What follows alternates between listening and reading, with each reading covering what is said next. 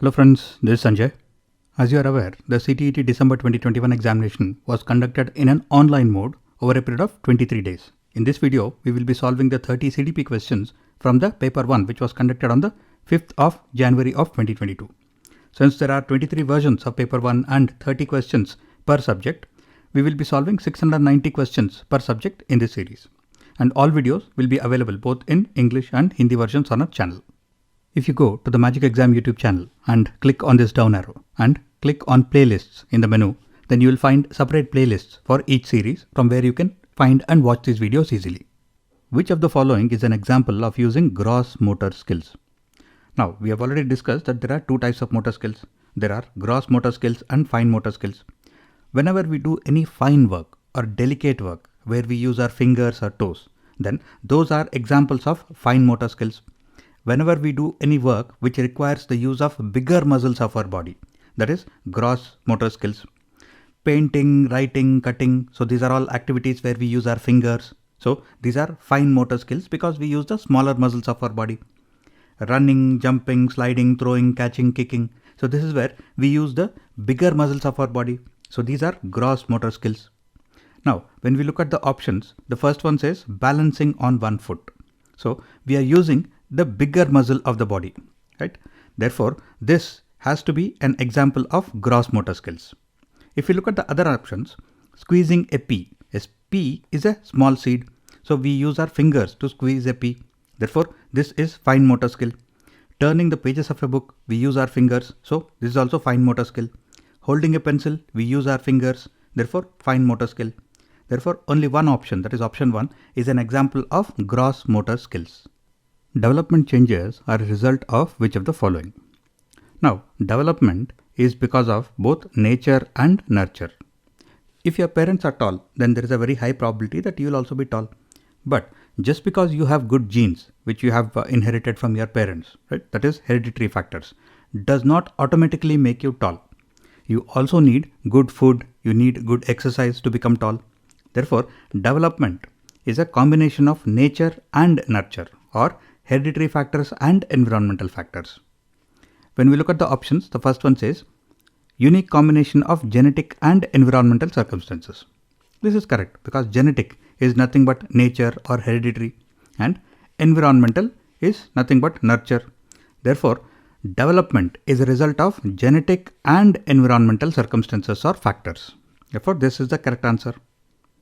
Only genetic makeup of an individual, only nature, only hereditary factors is not development. Next, only socio-cultural factors? Definitely no. Neither hereditary nor environmental. So this is saying that this is also not the correct reason, this is also not the correct reason for development. Then this is completely wrong. Therefore, only option 1 is the correct answer here. The period from 2 years to 6 years is referred to as which of the following? Now, look at this table and memorize these details because this is a very frequently asked question. So memorizing this table will make it very easy for you to answer any questions like this. Now, infancy and toddlerhood, when the child is still unable to walk. So that is from birth to 2 years. Early childhood is 2 to 6 years. Middle childhood is 6 to 11 years. And adolescence is 11 to 18 years. Now, after 18 years, then it is adulthood. So adulthood has been classified into early adulthood, middle adulthood and late adulthood. But from your exam point of view, you have to remember the first 4. That is infancy to toddlerhood, that is birth to 2 years. Early childhood is 2 to 6 years. Middle childhood is 6 to 11 years. And adolescence is 11 to 18 years. So here we are being asked 2 to 6 years is referred to as which of the following? Now 2 to 6 years is early childhood. Therefore, the correct answer is option 2. The assertion here is that a lot of children's play in the cities is based on reality TV shows that they see. And the reason given is that apart from family and peers, these days media is becoming an important agency of socialization of children. When we were discussing about the agents of socialization in the CDP syllabus videos, we discussed that the important agencies of socialization these days are family, peers, school, mass media, community, religion, sports, and workplace. Children get influenced by these agents of socialization and their social development gets affected by these. Mass media is very, very powerful because children get easily influenced by the games that they play, the TV shows that they watch, the movies that they watch, the social media that they follow. And children in cities are more exposed to such mass media. So if children in cities are basing their play on some reality TV shows that they watch, this can be true. Once upon a time, there was a show called Shaktiman on Doordarshan. And many children got hurt because they were trying to imitate Shaktiman by jumping off from buildings. More recently, there was a show called Squid Games on Netflix. So apparently, children who saw that show were trying to imitate that when they were playing. Therefore, the assertion that a lot of children's play in the cities is based on reality TV shows that they see can be correct. And the reason for that can be because when children are exposed to mass media, that is media, it can be a very, very powerful socialization factor. So apart from family and peers, media is a very important agency of socialization of children. So both A and R, that is assertion and reason, are correct, and R, that is the reason, is the correct explanation of A. Which of the following factors are considered important by Piaget to facilitate learning? So this question can be answered in two ways. If you remember, in one of the CDP videos, we discussed about some of the important learning theories, and we discussed about B.F. Skinner's classical conditioning theory, where he talks about positive and negative reinforcement, that is rewards and punishment. And we also spoke about Jean Piaget's cognitive development theory. Now, if you are familiar with B.F. Skinner's classical conditioning theory, where he talks about positive and negative reinforcements, we can see that one of the four statements is connected with B.F. Skinner's theory and not with Piaget's theory. That is the last statement, that is ensuring positive and negative reinforcement, is connected with Skinner's theory.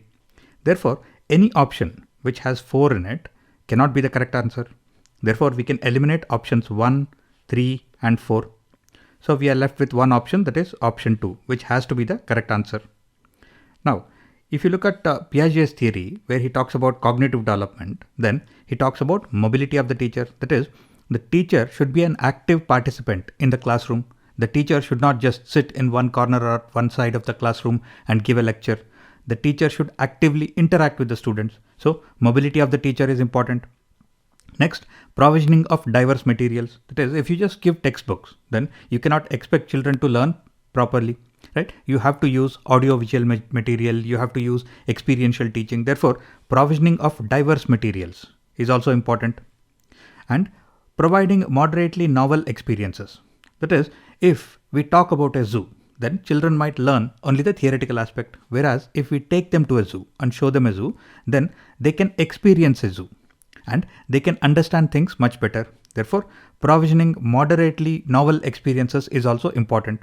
Therefore, options 1, 2 and 3, that is statements 1, 2 and 3, are considered to be important by Piaget to facilitate learning. At what stage do children have an animistic view of the larger world and believe that trees and plants as well as moving clouds and rolling stones have motives and intentions? Now, who can have motives and intentions? People or things which are alive can have motives and intentions. So this question is asking us, at what stage do children have a feeling that things are alive?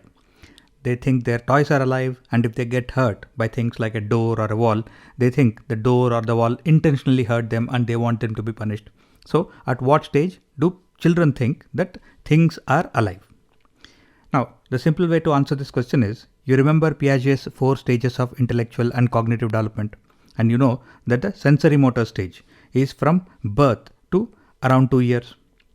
And pre-operational is from around 1.5 to 2 years to the age of 7 years. And concrete operational stage is from 7 to 11 years. And formal operational stage is adolescence to adulthood. Now, when children reach adolescence or become adults, then they definitely don't believe that things are alive. So it can't be this. During the concrete operational stage, when children are 7 to 11, they are quite mature and they definitely don't believe that things like their toys or other objects are alive. So it cannot be concrete operational as well. And during the sensory motor stage, that is birth to around 2 years, children are too young, right, to understand anything. So this cannot be the answer. Therefore, the only logical answer here is the pre-operational stage. That is from around the age of 1.5 to 2 years up to the age of 7 years, when children are in the pre-operational stage. They know quite a few things, but they are still not mature enough to understand that things are not alive. Therefore, this is the stage where they have an animistic view of the larger world. So, option 2, that is pre-operational stage, is the correct answer here. Language plays an important role in the cognitive development of children in the theory of who among the following. Now, this is a very simple question. As soon as you see the word language, then that should give you a clue that we are talking about Lev Vygotsky here, because Vygotsky's theory talks about S, C and L, that is social factors, cultural factors and linguistic factors or language. Therefore, Lev Vygotsky is the correct answer. According to Vygotsky, children learn by which of the following? Now, as soon as you see the name Vygotsky, you should immediately think of S, C and L, that is social factors, cultural factors and linguistic factors. Now, the last option is talking about stimulus-response connections. Now, stimulus-response is Thorndike's theory and striving for rewards and avoiding punishments. Now, rewards and punishments is Skinner's theory. And the first option is talking about having competitions. CBL, that is competition-based learning, is not Vygotsky's theory. Therefore, we are left with one option, that is option 2, interaction with peers. Now, interaction with peers is nothing but social factors, where you are interacting with your peers and learning through social collaboration. Therefore, option 2 is the correct answer, and that can be attributed to Vygotsky's theory. In a child-centered classroom, children are which of the following? So we have to identify which of the following statements is correct. We had discussed about what is a child-centered classroom in the CDP syllabus video, and we had discussed that the child is at the center of the entire teaching learning process in a child-centered classroom. That is the teacher, the curriculum, the projects and activities, the community, family, location and timings, facilities, everything and everybody is focused on the child. And the child is not just a passive imitator or a passive listener. The child is an active participant in the teaching learning process. Therefore, the correct answer here is the child is actively engaged in the construction of knowledge in a child-centered classroom. The child is not a passive imitator. The child is not a passive listener, and the child is not just copying answers from the blackboard. So, option 2 is the correct answer here. Which of the following is a correctly matched pair? So here we have been given 4 options, and each option is the name of a stage from Kohlberg's stages of moral development, and that is followed by the meaning of that particular stage. So if you have to identify in which of these 4 options the name and the meaning of that particular stage are correctly matched. The first one is punishment and obedience orientation. This is at the lowest level of Kohlberg's stages of moral development. So here the child is taking a decision or acting in a particular way on the basis of whether I will get punishment or whether I will get a reward for acting in a particular way. So the child is not thinking about any laws or rules. So this is not correctly matched. Next, good boy, good girl orientation. So in this stage, the child is taking an action or acting in a particular way to get recognized for being a good boy or a good girl. So here the child is looking for approval or recognition for being nice. So this is correctly matched. Next, law and order orientation. In this stage, the person is taking a decision on the basis of whether the law and the rules allow me to do something or prohibit me from doing something. So the person is not thinking about any ethical principles here. The person is only acting on the basis of the law or the rules that are applicable. So this is not correctly matched. And finally, social contract orientation. In this stage, the person has evolved to a higher level, and the person is thinking, if I have to stay in this society, if I have to live in this society, then what are the norms and the behaviors that I should work with, that I should display, that I should follow. So here, the person is not thinking about physical consequences. The person is thinking only about the social interactions or the social norms and behaviors that he or she should follow. Physical consequences is associated with the lowest level, that is the punishment and obedience orientation level. So this is also not correctly matched. Therefore, only one option is correctly matched, that is good boy, good girl orientation level is where the child is looking for approval or looking for recognition for being nice. In Howard Gardner's theory, a person high on which type of intelligence can recognize and are aware of the beauty of different species of flora and fauna. Now, when we look at Howard Gardner's theory of multiple intelligences, we see that a person who has a high degree of naturalistic intelligence, a person who is nature smart, can appreciate the beauty of different species of flora and fauna. Flora is nothing but plants and trees, and fauna is nothing but animals. Therefore, here the correct answer is naturalistic intelligence. It is not spatial, it is not musical, it is not interpersonal. The National Education Policy of 2020 recommends which of the following. So in the last part of the CTET CDP syllabus series, we were discussing about the NEP 2020 and the NCF document as well. And both of them give a lot of importance to multilingualism. And both of them say that at least at a early years, children should be taught in the local language or the mother tongue. Therefore, the correct answer here would be multilingualism. That is, children should be taught in multiple languages. It can be the mother tongue, it can be the local language, it will be English and any other languages that are convenient. Therefore, multilingualism or teaching children multiple languages is something that is recommended by the National Education Policy of 2020. It does not recommend monolingualism, that is, only one language. It does not recommend standardization of curriculum across all states or across the country. And it does not recommend the standardization of assessment. It recommends multilingualism. A teacher holds the perception that boys are more intelligent and risk-taking and girls are obedient and sincere and treats them accordingly. This is an example of which of the following. Now, the teacher has a perception or a belief that boys are more intelligent and risk-taking. Is it always correct? No. And the teacher has a perception that girls are obedient and sincere. Is it always correct? No. So this is just a perception that the teacher has, and this perception is based on the gender. That is, boys will behave in a certain way, girls will behave in a certain way. So this is an example of gender bias. This is not gender constancy, gender equity or gender equality. This is an example of gender bias. The assertion is that the teacher should use a wide variety of assessment tools and techniques to assess children. And the reason is that no single assessment tool is capable of providing information about a child's progress and learning in different areas of development. So, which of the options is correct? Now, when we are talking about the development of a child, we are talking about language development, cognitive, gross motor skills, fine motor skills, social and emotional development, spiritual and moral development. So there are several areas of development in a child. So by using one assessment tool or one assessment technique, we cannot measure the child's development in all these different areas. Therefore, the teacher should use a wide variety of assessment tools and techniques to assess children, because no single assessment tool is capable of providing information about the child's progress in different areas of development. So assertion A is correct, and the reason R is also correct, and it is the reason for assertion A. So both A and R are true, and R is the correct explanation of A. So this is the correct answer. Which of the following situation does not illustrate assessment for learning? Now we have already discussed that there are three types of assessment. There is assessment as learning, for learning, and of learning. Assessment as learning is usually included in the lesson itself.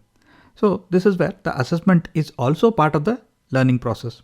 So these can be the quizzes or the questions or the match the following that are included in the lesson itself. Assessment for learning are assessments which are conducted for the purpose of teaching children something. So these can be activities, tasks or projects by doing which children are forced to think, and they are learning something through this assessment as well. Whereas assessment of learning is like the post-mortem exercise. This is just telling you what the children have learnt. So this can be like the midterm exam or the annual exam. So in assessment of learning, children can be ranked or compared against each other. Whereas in assessment for learning, children are compared against themselves. They are not given any ranks. Now, when we look at all the options, the third option says that constant comparisons are made between the students to enhance performance. So constant comparison, in the sense children are being ranked, they are being compared. So this is something which is part of assessment of learning, and it is not part of assessment for learning. Therefore, option 3 is the answer here. The other options, that is, students actively think about where they are going, how to get there. So this looks like an assignment, right? And this is assessment for learning. Teachers give constructive qualitative feedback to facilitate learning. This also is assessment for learning because children are learning something through this assessment, through the feedback, the constructive qualitative feedback that the teachers are giving. And several methods of formative assessment such as peer and self-assessment are used. So here we are talking about formative assessment where the children are forming their knowledge through this assessment as well. So formative assessment is definitely assessment for learning. Therefore, only option 3 is assessment of learning, and it is not an illustration of assessment for learning. Inclusive education requires which of the following? Now, first of all, what is this inclusive education? If we have children from different backgrounds, if we have children with different abilities in the same classroom, and we are teaching all of them together in the same classroom, then that is inclusive education. For example, we might have children from different economic backgrounds, social backgrounds, cultural backgrounds.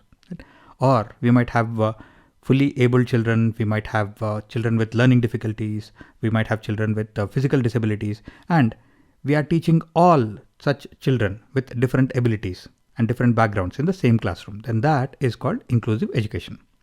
We have discussed about this topic of inclusive education in one of the CTET syllabus videos. And there we discussed that for inclusive education to happen, we have to pay attention to a number of factors. We have to educate the teachers. We have to educate the peers so that they know how to interact with each other. We have to provide physical access for all the students to all the facilities in the classroom and the school. Curricular access, where the curriculum is accessible to all the students. And individual focus wherever required. And we should utilize external resources wherever possible. So when we pay attention to all these various factors, then inclusive education is possible. When we look at the options, the first one is talking about flexible pedagogies. Now, flexible pedagogies means flexible teaching methodologies. Now, for flexible teaching methodologies to happen, the teachers have to be educated and the curriculum also should be flexible. Therefore, flexible pedagogies is very much required for inclusive education to happen. So this has to be the correct answer. Inaccessible building, that is, if you are not providing physical access, then that cannot be inclusive education. A rigid mindset, in the sense, if the teacher and all the people who are involved in the teaching process follow a very rigid process that we will not change anything and all the students have to follow the same curriculum and the same way of teaching learning, then that is not inclusive education because we are not providing individual focus here. Therefore, rigid mindset is definitely not a requirement for inclusive education, right? And standardized curriculum. If the curriculum is not flexible enough to meet the need of all the different children from different backgrounds, different abilities, then this does not lead to inclusive education. Therefore, inclusive education definitely requires flexible pedagogies and all the other options are incorrect. Which of the following disabilities causes challenges in social communication? Now, this is a very simple question. Pay attention to the last one first. This is locomotor disability. So if the child has a problem with his or her arms or legs, that is locomotor, then the child might not have too much of a challenge in social communication because as long as the child is able to speak properly, hear properly, then there should not be an issue with social communication. Therefore, it cannot be locomotor disability. Dysgraphia, which means that the child has a difficulty with writing, graphia. Again, if we are talking about verbal communication, social communication, then the difficulty in writing might not have too much of an implication on social communication. Next, dyscalculia. Calculia, calculator. So we are talking about difficulty in mathematics, right? Or calculations. So this again cannot have too much of an implication in social communication.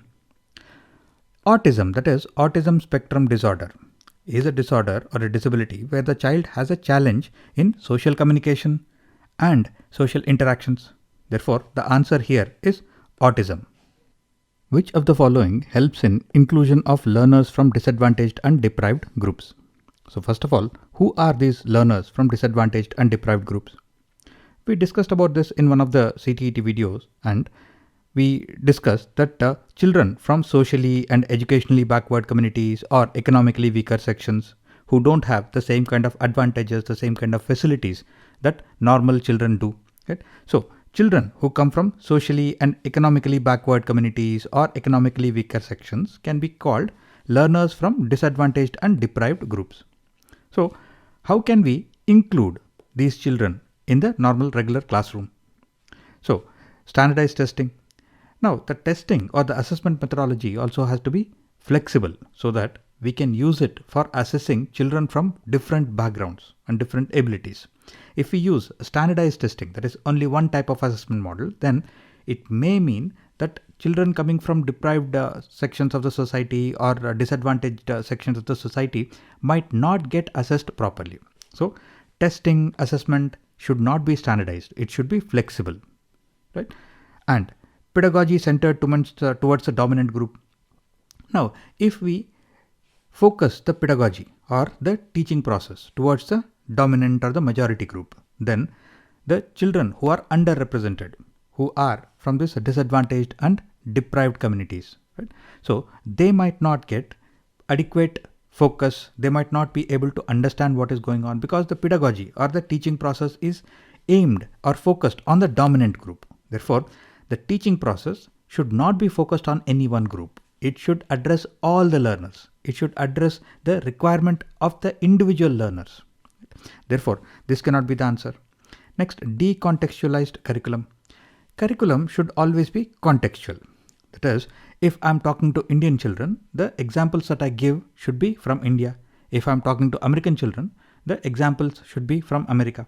Similarly, if we have children from different backgrounds in the same classroom, then the examples that we give, the methodologies that we use should be contextual. That is, the curriculum should make sure that all the children can understand the curriculum and the examples and the assignments that are given. Therefore, curriculum should always be contextual. It should be relatable to the children in their daily lives. So decontextualized curriculum cannot be the answer.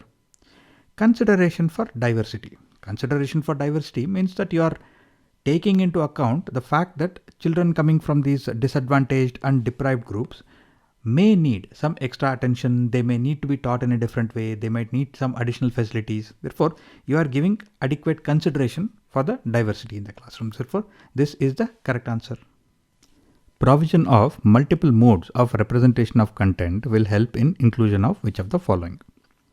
Now, this is a very simple question. You just have to understand what is being asked here. There is some content that you are going to use in the classroom. So this can be the printed material, the audio material, the video material, the activities. So if you are going to provide this content in multiple modes, right, then who is it going to help? Now, if there is some audio content, you have to make sure that there is a video format of it or there is a printed format of it so that children with hearing difficulty or hearing impairment can also follow the audio material. If you are using some video material or printed material, then you have to make sure that even visually impaired children can follow it. Therefore, you'll have to provide it in braille format or audio format. And if there are children with learning difficulties, then the material will have to be customized to suit children with any type of learning disabilities. And the activities that you are going to conduct in the classroom should also be designed to accommodate the needs of children with locomotor difficulties.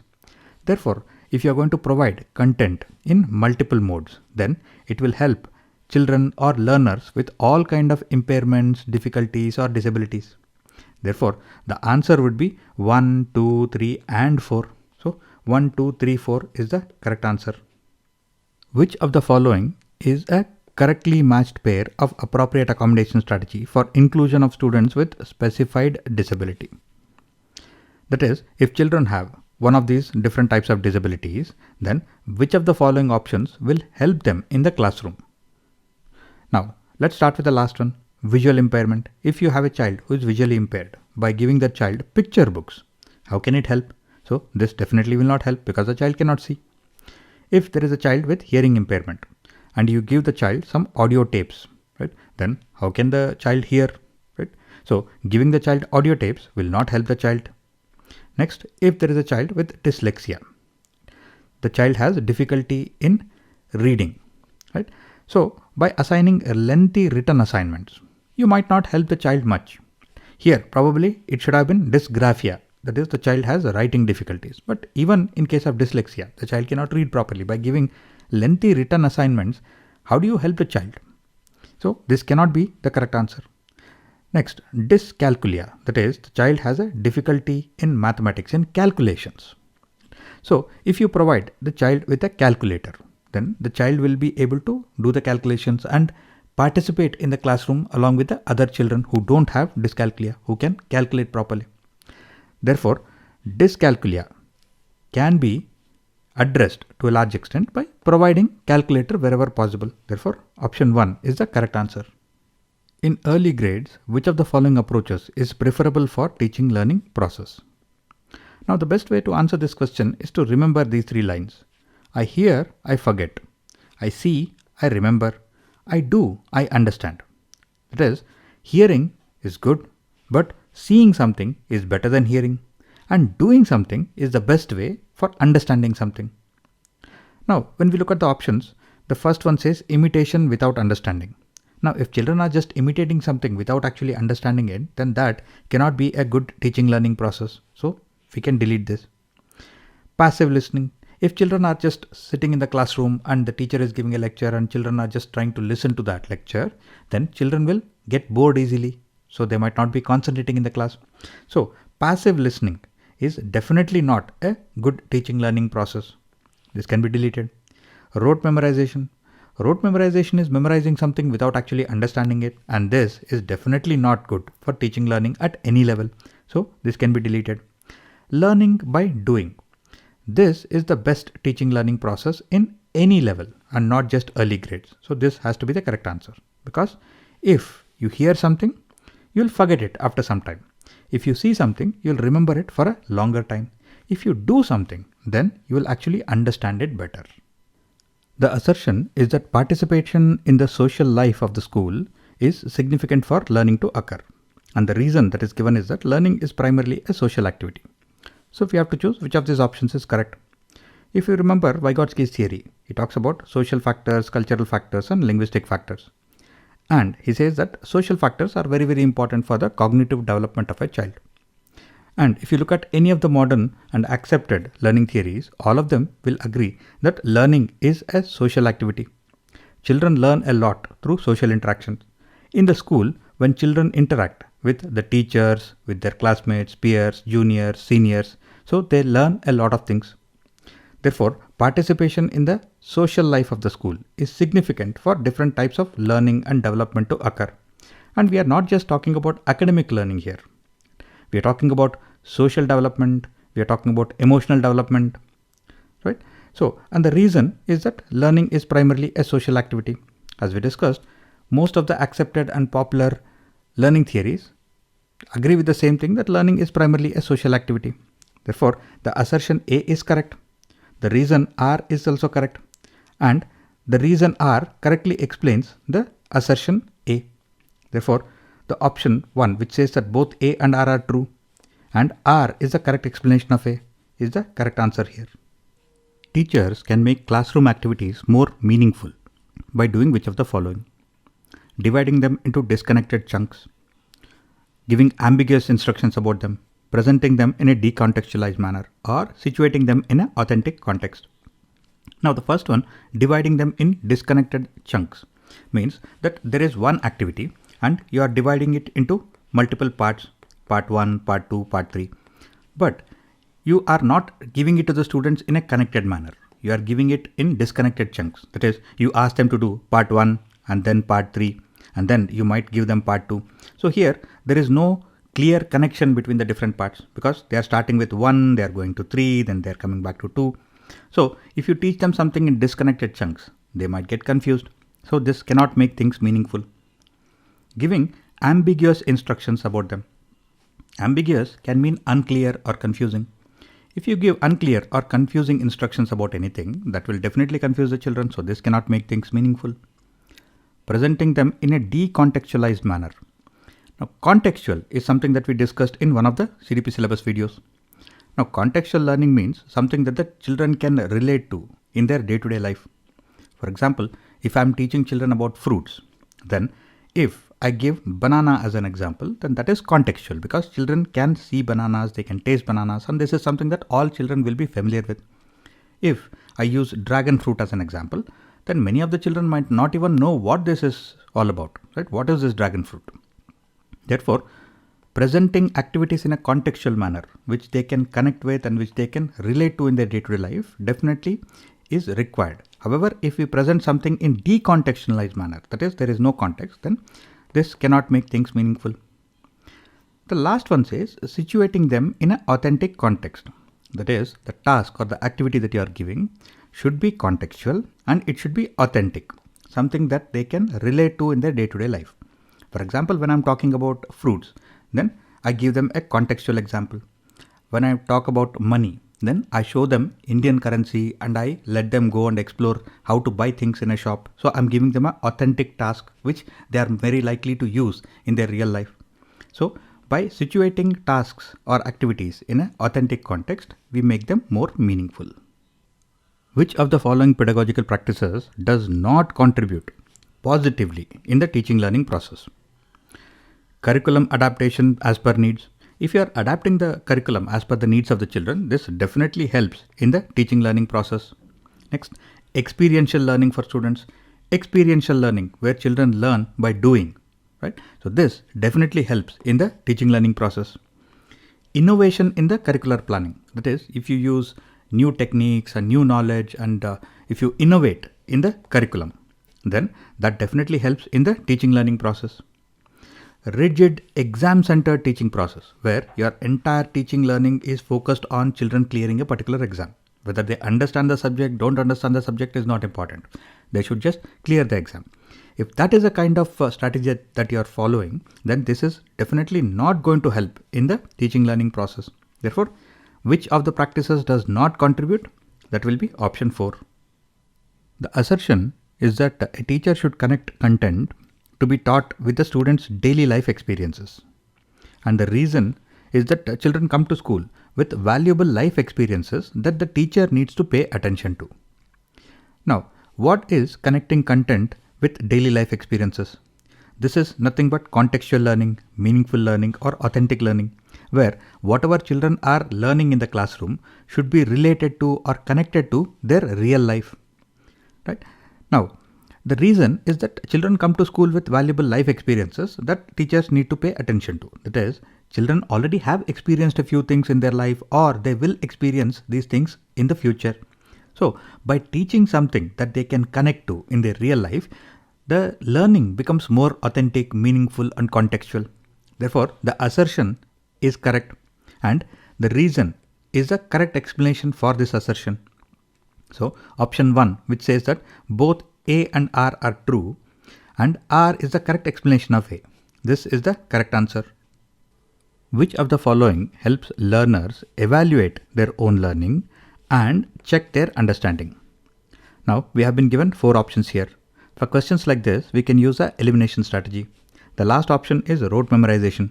Rote memorization is remembering something or memorizing something without actually understanding it. Through rote memorization, you cannot evaluate anything and you cannot check if you understood it. So, this cannot be the answer. Forgetting. If you forget something, then how can you evaluate something through forgetting and how can you check your own understanding by forgetting about it? Therefore, this cannot be the correct answer. Imitation. Imitation is acting like someone or imitating something without actually understanding it. So, this again cannot be useful for evaluation or for checking your understanding. We are left with one option, that is metacognition, which has to be the correct answer. Now, metacognition is the process of thinking about one's own thinking and learning. That is, if you are given the task to learn something, first you sit and analyze what is it that I am learning? Why should I learn it? What is the best process for me to learn it? How can I practice it? So, if you think about your own thinking process and how you are going to achieve learning, that is metacognition. So, metacognition is one level higher than cognition. The answer here is metacognition. Misconceptions among children are which of the following? Now, we discussed about alternative conceptions in one of the CDP syllabus videos, and we spoke about preconceptions, misconceptions and quasi-conceptions. We also discussed that alternative conceptions, which includes misconceptions, are very, very common among children. Therefore, the correct answer here is not abnormal, not atypical, and it is not rare. Misconceptions among children are completely natural. A student experiencing learned helplessness is likely to do which of the following? So first of all, what is this learned helplessness? A while ago, I saw one video where there is a dog that is locked outside the house, and every time it wants to come inside the house, the door has to be open. So the glass door is always kept closed. Now after a while, even if the door is actually open, the dog refuses to come in because it believes that the door is always closed, and it waits for someone to come and act as if they are opening the door. So the dog has learned over a period of time that the door is probably always closed. So it refuses to believe that the door is actually open. So the dog thinks it is helpless until somebody actually comes and helps it out. Right? So this is learned helplessness. For example, if I attempt an exam and I fail in it once, twice, thrice, 4 times.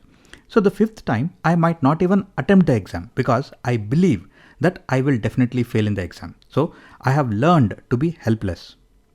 So learned helplessness is where the person believes that he or she is stuck in a situation and refuses to help himself or herself. The person refuses to do anything because he believes that all the efforts that I put in will be waste. So if we look at the options, a student experiencing learned helplessness, where the student believes that irrespective of what he or she does, he or she will not succeed. So such a student will not show enthusiasm in learning, will not focus on mastery oriented goals, will not focus on performance oriented approach goals. The student is most likely to withdraw from all learning activities because the student thinks that whatever I do, I will fail. So I might as well withdraw from all this learning process. So the answer is withdrawing from the learning activities. Which of the following is an example of intrinsic motivation? In one of the CDP series videos, we discussed about motivation, and we discussed that there are 2 types of motivation. There is intrinsic motivation and extrinsic motivation. Intrinsic motivation is internal motivation. This comes from inside us. So this type of motivation can be because of our own basic needs, our own interest, our own beliefs, pleasure, instinct, or our own curiosity. Whereas extrinsic motivation is external motivation. This can be because we are expecting somebody else's appreciation, we want some recognition, we are expecting some money, or we are doing something just to avoid some punishment, or we want to avoid ridicule, or reciprocity, where I do something for you, you do something for me. Right? So intrinsic motivation or internal motivation comes from inside us. Extrinsic motivation or external motivation are all outside factors. Now let's look at the options. Let's start with the last one. Studying to get praise of parents. So praise of parents is appreciation. So this is extrinsic. Participating in a sport to win an award. Award is a recognition. Right? And this is also extrinsic or external. Drawing a picture to win a cash prize. So we are expecting money, and this is also external. Learning a new language out of interest. So interest comes from inside us. Therefore, this is internal. Therefore, intrinsic motivation is learning a new language out of our own interest. Which of the following is an environmental factor which impacts learning? In one of the CTET CDP syllabus videos, we discussed about the various factors that contribute to learning. Now, we discussed about personal factors and environmental factors. And personal factors are personal in nature, whereas environmental factors are external in nature. Now, when we look at the answer choices, attitude, right, is a personal factor. Motivation is a personal factor. Personality trait is also a personal factor. Whereas school is an environmental factor, right? So this comes under physical factors under environmental factors. Therefore, school is an environmental factor which affects or impacts learning. And with that, we come to the end of this video. If you have any questions or feedback, please post them in the comment section below. And I will see you again very soon in the next video. Till then, take care, stay safe.